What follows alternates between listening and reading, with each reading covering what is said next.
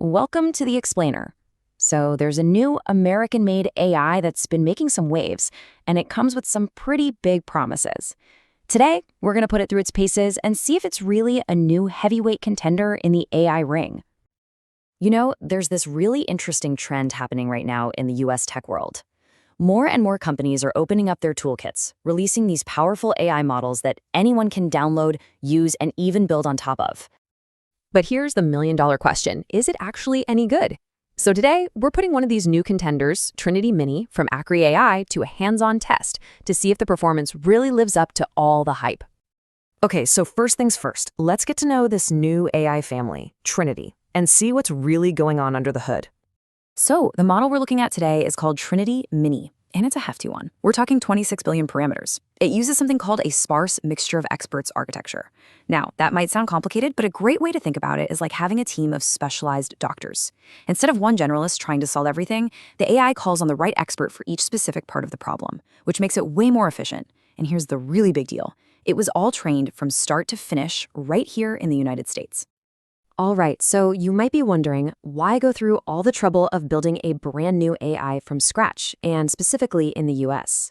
Well, that gets us right to the core idea behind this whole project. Okay, so Acri AI is really big on this idea they call model sovereignty. What does that mean?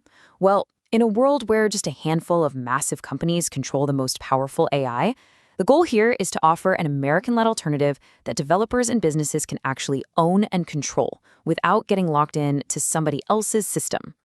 And a huge piece of that promise comes down to something called data provenance. Honestly, the best way to think about it is like a nutrition label, but for AI.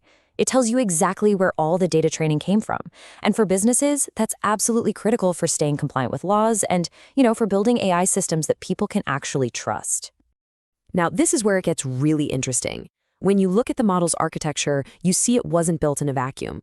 It's actually this really smart combination of proven ideas from all over the globe. So if we pop the hood, the foundation is the standard transformer architecture that you see everywhere. But then they've layered on some clever tricks for efficiency.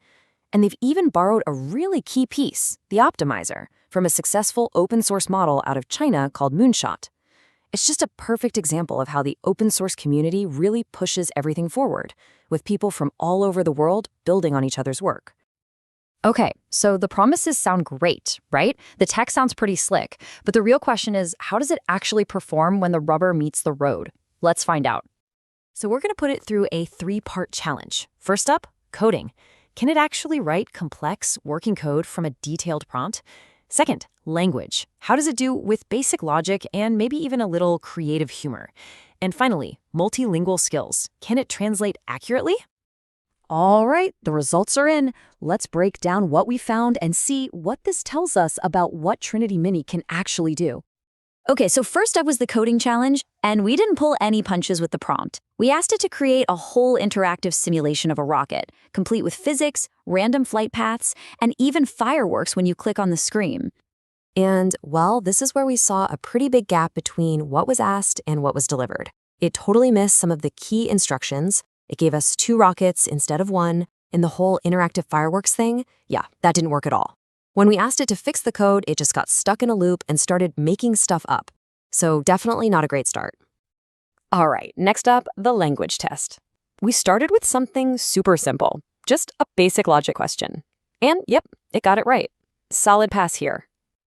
Then we decided to dial up the difficulty a bit and test its creative side. We gave it this kind of philosophical prompt. And you know what?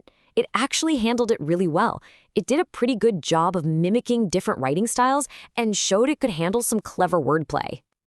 And for the final test, we checked out its multilingual abilities. We gave it a simple but kind of nuanced financial phrase and asked it to translate it into a bunch of different languages. So let's look at the final report card. The verdict is pretty clear. While it absolutely nailed the language and creativity tests, it really fell short in 2 huge areas, coding and multilingual translation. In those areas, it just struggled and made a lot of mistakes. So what's the big takeaway from all this? Well, it really brings us to this core debate in the AI world right now.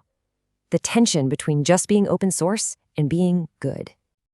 I mean, think about it. This is a 26 billion parameter model. That's a big number. But the performance, especially in those key areas like coding, just didn't live up to the specs. And this quote from the original review really hits the nail on the head.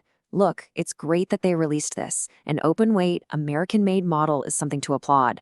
But at the end of the day, the quality has to be there. And that's because the bar is just so high right now. There are other fantastic open source models out there that people can use today. So if you're going to release something new, it really needs to be competitive right out of the gate. And all of this leaves us with one final thought to chew on. In this super fast-paced world of AI, is it enough just to be in the race? Or is top-tier quality now the real price of admission?